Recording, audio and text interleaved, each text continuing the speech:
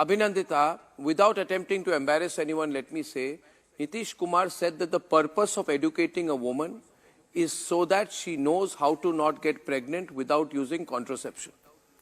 This, in his view, Suhail, is the principal purpose of the education of a woman and a girl child, so that a woman can avoid getting pregnant without using contraception. This is what he said. Now, he is your main face. Abhinandita, does it make you happy? Are you comfortable with that a person with such views is going to be the convener of the INDI Alliance tomorrow? And have you been consulted on it? Had you been consulted, what position would you have taken? Arnab, it's very demeaning to the women of this country, to actually reduce the argument about the upcoming election to this comment made by Nitish Kumar. That is not relevant, and it was said in the context of a debate on sex education. So I think that if a minister with whatever capacity, with whatever conditioning is actually talking about using contraception, I do not see a problem with that. There is no context to misogyny. And even if there is a conversation going on about sex education or population control bill, no politician, whether educated or uneducated, should be allowed to make the kind of comments Nitish Kumar did. Let me also tell you that she has been saying time and again it is not relevant. It is relevant, God damn it. It is relevant to see what kind of a prime minister I'm going to choose.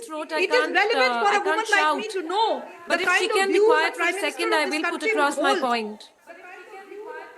You may, Abhinandita, please do not say it is not relevant. Don't do faltu please do not try to say it is not relevant. When it comes to questions of Brij Bhushan, whatever that man is, yes. People like us take a position against. People like us take a open position against him. But you cannot, brush things under the carpet and say, well, it is not relevant. Let us not discuss Nitish Kumar in that way. There was a context. There was a context of sex education. You don't talk about sex education in such a lewd way. I'm sorry, Abhinandita, you have zero knowledge of ground realities in Bihar. What Nitish Kumar has done is that he has allowed Chithora guys on the streets to talk about women lewdly when they pass, when they pass beyond chai tapris and pan shops. This is happening under RJD's rule. You have no context of Bihar, so please don't say it is not relevant. It boils my blood to see that people like Abhinandita very heated tempers on my program tonight. There is no relevance of this conversation. One very heated tempers on my program tonight. Very heated tempers on my program tonight, and I wish to intervene, Subhrashta. I wish to intervene because it's going out of hand now. Now here's one point, viewers. See, Abhinandita, I read body language. And I feel, by seeing your body language, that you are completely uncomfortable with the antediluvian and perverted thoughts of Nitish Kumar as expressed about the need for women to be educated to learn how to avoid getting pregnant. You are just holding yourself back from responding as you should because of your official position. Arnab, I can ignore that is extremely patronizing, and I do not agree with you. Ignore. And allow me the agency to actually tell you how I feel instead of reading my then you and I should agree to disagree on this.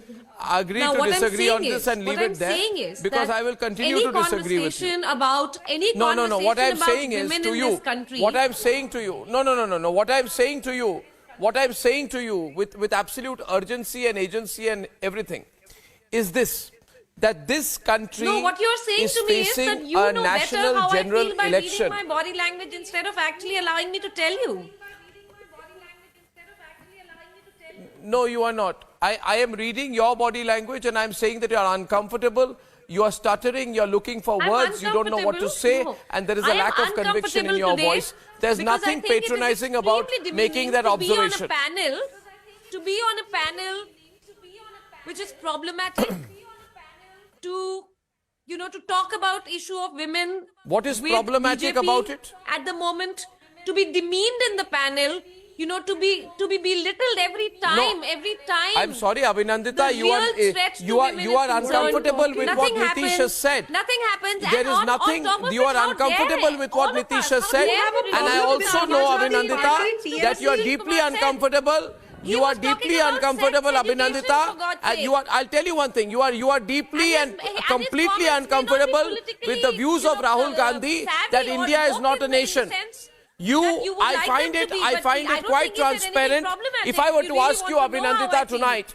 1 minute. If I were to ask you tonight, and you are looking for an exit route on this, but I shall not allow you that. If I were to ask you tonight, Abhinandita Mathur, listen to me. I am asking you, Suhail is here, everybody can debate.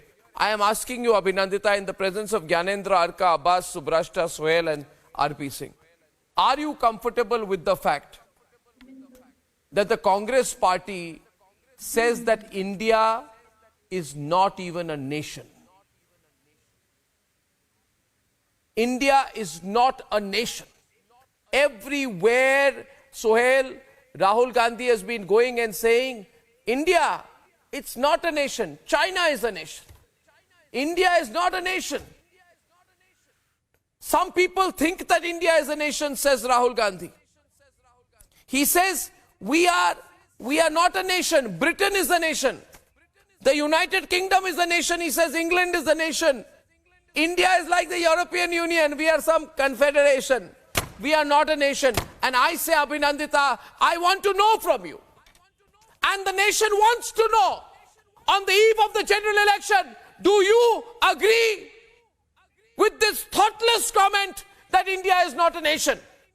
And do you have the courage and the conviction to condemn this on national television? Let there be a poll tonight. Let the lines be open on this. Let there be online poll on this, for I shall not tolerate this. This is a secessionist thinking, where you are openly saying India is not a nation.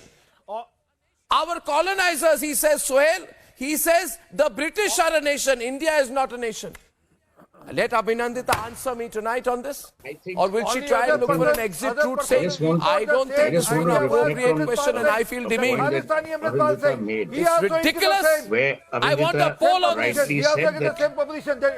have a vote on this. I want to see which Indian votes for an alliance whose leader says India is not even a nation.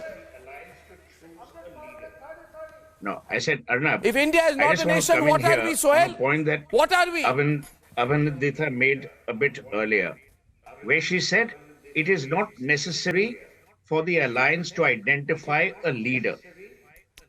Given what's happening, or what has happened in the last 10, 15 years in India, I think it is important to identify with one individual. If you go back into the ascendance of the Aam Aadmi Party, you will realize that it does revolve around one individual. If you go back to the Congress, it revolved around one individual, the BJP at every given moment in its history around one individual.